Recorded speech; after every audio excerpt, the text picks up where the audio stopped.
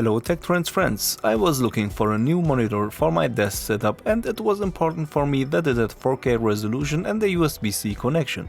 Since the monitors from Apple are grossly overpriced, I had to look around for alternatives. I was actually the opinion that 16:9 has the perfect resolution for a monitor, so it was a surprise for me that I choose a 3:2 monitor.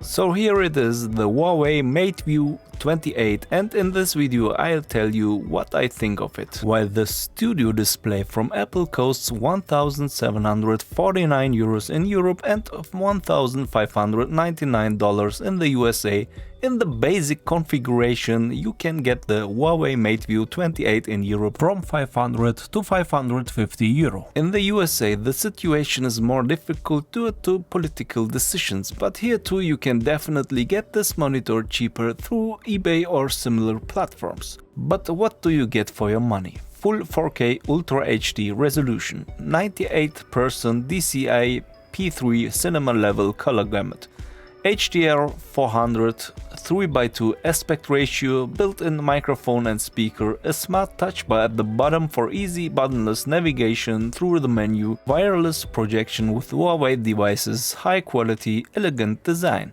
Let's take a look what's in the box. Of course, the monitor, a 135-watt power adapter with USB-C connector, a mini DisplayPort to DisplayPort cable, a USB-C to USB-C cable, a quick starter guide and a warranty card. Let's look at the design, and I think that's one of the most important reasons why you choose an Apple Studio display or a Huawei MateView in addition to the picture quality. Of course, the processing of the Studio display is on a different level, which is to be expected for the price.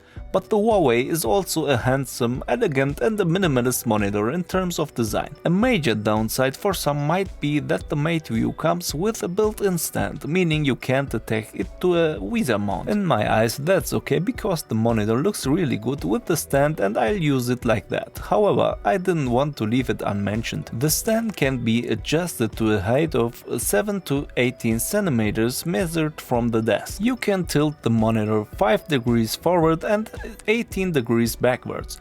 As already mentioned, the monitor has a microphone and 2 loudspeakers located at the front of the stand. At the front of the stand we have an area with NFC connectivity for wireless projection with Huawei devices. I doubt most have a Huawei device stuff, so it would have been nice if other devices could have benefited from this opportunity as well. Let's take a look at the connections, and I personally really enjoy them.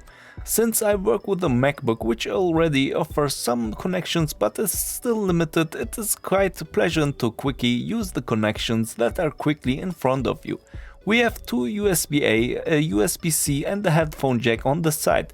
This means that you can connect a mouse and a keyboard or an external hard drive and a notebook via USB-C, and you have a desktop environment right away when you connect your notebook. For example, I connect my MacBook via USB-C and external hard drive. The MacBook transmits the image via USB-C and is charged at the same time. I was able to do the same thing with my LG 27-inch monitor until the USB-C connector broke off. Unfortunately, this seems to be a weak point on the LG. On the Huawei, the connection looks much more stable. On the back we have a USB-C port for the power connection, an HDMI 2 port and a mini display port.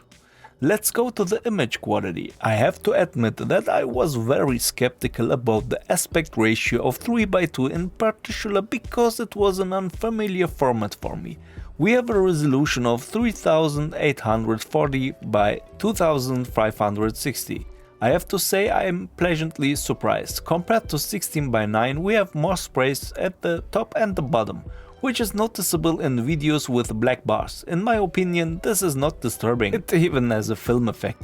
However, when working with Final Cut, for example, the additional space has a positive effect and I don't want to do without it anymore. But what you also have to mention is that the monitor is intended more for productive work, is limited to 60 Hz and is therefore only suitable for gamers to a limited extent.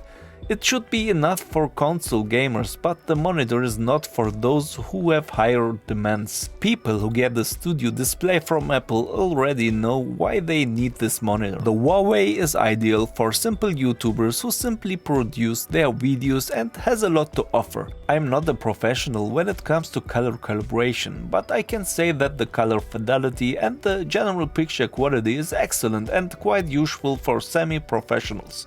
I've already edited a few videos with this monitor and had several windows side by side, and I'm just very satisfied with this monitor. If you want to watch YouTube, Netflix or similar content, you have black bars at the top and the bottom due to the resolution. Some find this extremely annoying, I see it more neutrally. It's kind of like the notch on a MacBook. Either you are happy about the additional space you have or you are annoyed about the annoying black thing. Everyone has to decide for themselves. For me personally, loudspeakers and microphones on a monitor are not important because I have a corresponding setup. But I can imagine that there are also some who value good sound quality on the monitor. At this point I can only say what probably applies to 90% of the monitors. You have speakers and a microphone. They are usable and you shouldn't expect miracles. Apple is on a completely different level. The Smart Bar is very interesting because you can navigate through the menu without any buttons. I had no idea that this type of control could be so intuitive, and you get used to it quite quickly.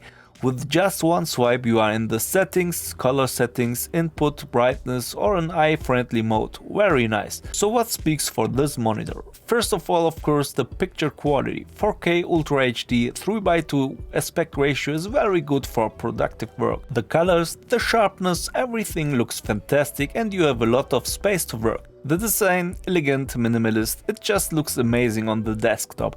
This is a point that most manufacturers neglect, but which I think is extremely important. I want it to look good on my desk. The connection options are also positive, making working with a USB-C hub unnecessary. What I don't like about the connections is the position. It would have been better if all connections had been placed at the back, as this would allow you to hide your cables behind the table. Unfortunately, everything is visible. It is also a pity that the monitor is only compatible with Huawei devices and Windows, and the wireless projection is not compatible with other devices. All in all, I have to say in conclusion that I am very satisfied with this monitor. Good design, good picture, lots of connections. What more could you want from a monitor? I can definitely recommend it and see it as a decent alternative to a studio display from Apple, which is better in all aspects but is simply too expensive in my opinion. But what's your opinion? Which monitor do you use? Write it in the comments. Until the next video, have a good time.